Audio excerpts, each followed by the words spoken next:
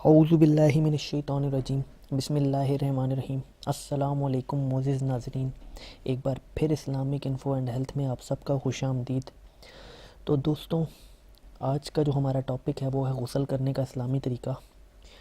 تو اس ویڈیو کے اندر سب سے پہلے آپ کو غسل کرنے کا طریقہ بتایا جائے گا، اس کے بعد آپ کو بتایا جائے گا غسل کی جتنے بھی فرائض ہیں، اس کے بعد غسل کے اندر کیا کیا چیزیں سنتیں ہیں جو کہ آپ کرنا چاہیں تو بھی ٹھیک ہے، اگر نہ کرنا چاہیں پھر بھی آپ کا انشاءاللہ غسل ہو جائے گا۔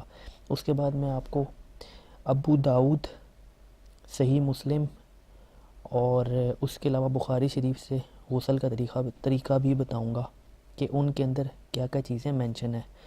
تو چلیے دوستوں شروع کرتے ہیں، لیکن اس سے پہلے اگر آپ نے ابھی تک ہمارے چینل کو سبسکرائب نہیں کیا تو اس کو سبسکرائب کر لیں تاکہ آنے والی ہر لیٹسٹ ویڈیو آپ کو ملتی رہے۔ تو سب سے پہلے دوستوں، غسل کے 3 فرائض ہیں۔ سب سے پہلے کلی کرنا، اگر روزہ نہ ہو تو غرارہ کرنا، ٹھیک ہے۔ اس کے بعد ناک میں پانی ڈالنا، یہ آپ کا دوسرا فرض ہے۔ اس کے علاوہ نمبر 3 پہ آتا ہے تمام بدن اور اس طرح پانی بہانا کہ بدن کا کوئی حصہ خشک نہ رہے۔ تو غسل کے بیسیکلی 3 قسم کے فرائض ہیں۔ اس کے بعد اب ہم بات کر لیتے ہیں 5 قسم کی سنتیں ہیں۔ دونوں ہاتھوں کو گھٹنوں تک دھونا، جس جگہ نجاست لگی ہو اس جگہ کو دھونا اور استنجا کرنا۔ نمبر 3 ناپاکی دور کرنے کی نیت کرنا، غسل سے پہلے وضو کرنا۔ نمبر 4 اور نمبر 5 آتا ہے تمام جسم پر 3 دفعہ پانی بہانا۔ غسل کرنے کا مسنون طریقہ کیا ہے؟ تو غسل کرنے کا مسنون طریقہ یہ ہے کہ سب سے پہلے دونوں ہاتھوں کو گھٹنوں تک دھویا جائے، پھر استنجا کیا جائے۔ اگر جسم کے کسی حصے پر ظاہری نجاست لگی ہو تو اس کو دھو کر صاف کیا جائے، پھر وضو کریں اور اس کے بعد تمام جسم پر تھوڑا پانی ڈال کر خوب اچھی طرح ملیں، پھر سارے جسم پر 3 مرتبہ پانی ڈالیں۔ تو یہ تھے غسل کے فرائض، غسل کرنے کا طریقہ اور غسل کرنے کی سنتیں۔ اس کے بعد جو بخاری شریف اور صحیح مسلم شریف میں آتا ہے اس میں جو طریقہ ہے وہ کچھ اس طرح ہے، سٹیپ بائی سٹیپ۔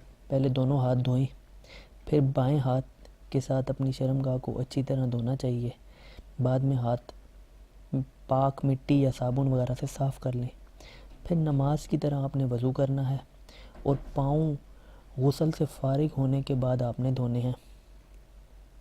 اس کے بعد مطلب اگر آپ پاؤں دھوتے ہیں تو سب سے آخر میں دھونے ہیں، پاؤں آپ نے پہلے نہیں دھونے۔ وضو کرنے کے بعد اپنے سر کے بالوں میں خلال کریں اور اس طرح کہ ہاتھوں کی انگلیاں تر کر لیں۔ دائیں ہاتھ سے سر کے دائیں جانب اور بائیں ہاتھ سے سر کے بائیں جانب بالوں میں انگلیاں پھیریں، بالوں کی جڑوں کو نہایت عمدہ طریقے سے تر کریں، پھر 3 چلو بھر پانی سر پر ڈالیں، پھر باقی سارے جسم پر پانی بہائیں۔ اس کے بعد آخر میں اپنے پاؤں دھونے ہیں۔ غسل دائیں طرف سے شروع کرنا ہے۔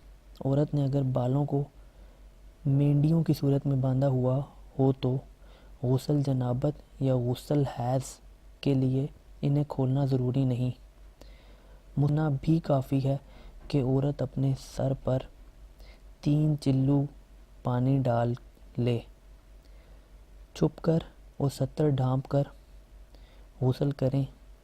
ٹھہرے ہوئے پانی یا حوض وغیرہ میں غسل جنابت نہیں کرنا چاہیے، غسل جنابت جلدی کرنا چاہیے۔